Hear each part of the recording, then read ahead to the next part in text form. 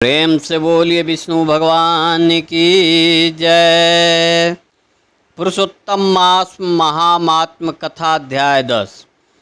नारद जी बोले, हे तपोनिधि परम क्रोधी दुर्वास मुनि ने विचार करके उस कन्या से क्या उपदेश दिया, सो आप मुझसे कहिए। सूत जी बोले, हे द्विज, नारद का वचन सुनकर समस्त प्राणियों का हित कर दुर्वासा का गृह वचन बद्री नारायण बोले। श्री नारायण बोले, हे नारद, मेघावी ऋषि की कन्या के दुख को दूर करने के लिए दुर्वासा ऋषि ने जो कहा वह सुनो। दुर्वासा ऋषि बोले, हे सुंदरी, गुप्त से भी गुप्त उपाय है। मैं तुझसे कहता हूँ, यह विषय किसी से भी कहने योग्य नहीं है, तथापि तेरे लिए तो मैंने ये विचार ही लिया है। मैं विस्तार पूर्वक न कहकर तुझे संक्षिप्त में कहता हूँ। हे सुभगे, इस मास से तीसरे मास जो आवेगा वह पुरुषोत्तम मास है। इस मास में तीर्थ में स्नान कर मनुष्य भ्रूण हत्या से छूट जाता है। हे सुंदरी, कार्तिक आदि 12 मास में इस पुरुषोत्तम मास के बराबर कोई मास नहीं है। जितने मास तथा पक्ष और पर्व हैं वे सब पुरुषोत्तम मास की 16वीं कला के बराबर भी नहीं है। वेदोक्त साधन और जो परम पद प्राप्ति के साधन हैं वे भी इस मास की 16वीं कला के बराबर नहीं है। 12,000 वर्ष गंगा स्नान करने से जो फल मिलता है और सिंहस्थ गुरु में गोदावरी पर एक बार स्नान करने से जो फल मिलता है, हे सुंदरी, वही फल पुरुषोत्तम मास में किसी भी तीर्थ पर एक बार स्नान करने मात्र से मिलता है। हे बाले, यह मास कृष्ण का अत्यंत प्यारा है और नाम से ही यह भगवान का स्मरण है। इस मास में पुरुषोत्तम भगवान की सेवा पूजा करने से समस्त कामनाएं सिद्ध होती है। अतः इस पुरुषोत्तम मास का तू शीघ्र व्रत कर। पुरुषोत्तम भगवान की तरह प्रसन्नता पूर्वक मैंने भी इस मास की सेवा की है। एक समय क्रोध में मैंने अम्बरीषी राजा को भस्म करने के लिए अर्थकृत्या भेजी थी। सो हे बाले, तब हरि ने जलता हुआ सुदर्शन चक्र मुझको ही भस्म करने के लिए उसी समय मेरे पास भेजे। तब पुरुषोत्तम मास के प्रभाव से ही वह चक्र हट गया।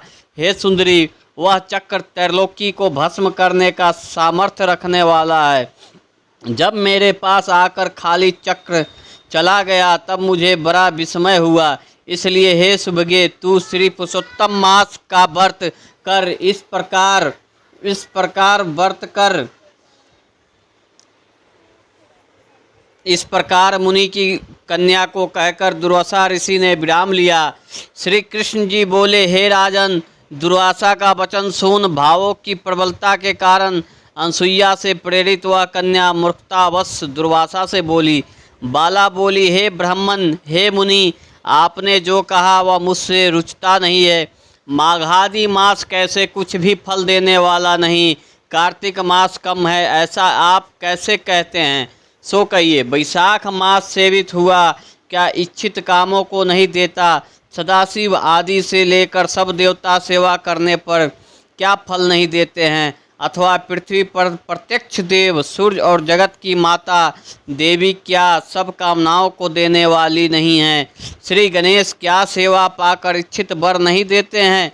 व्यतीत पात आदि योग को और सर्व आदि देवताओं को भी सबको उल्लंघन करके पुरुषोत्तम मास की प्रशंसा करते, क्या आपको लज्जा नहीं आती?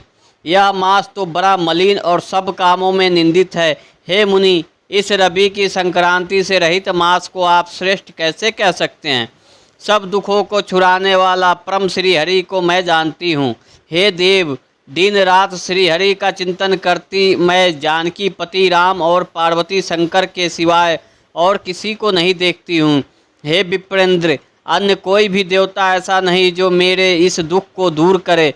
अतः हे मुनि, इन सब फलदाताओं को छोड़कर कैसे इस मलमास की स्तुति आप कर रहे हो? इस प्रकार ब्राह्मण कन्या का कहा हुआ सुनकर दुर्वासा मुनि शरीर से एकदम ज्वालम्यान हो गए और नेत्र क्रोध से लाल हो गए। इस प्रकार क्रोध आने पर भी कृपा करके मित्र की कन्या को श्राप नहीं दिया और सोचने लगे कि यह मूर्ख है, हित अहित को नहीं जानती है, अभी बुद्धि इसकी पूर्ण नहीं है। पुरुषोत्तम मास के महात्म का विद्वानों को भी पता नहीं है, तो थोड़ी बुद्धि वाले पुरुष और विशेष करके कुमारी को तो ही कहाँ से सकता।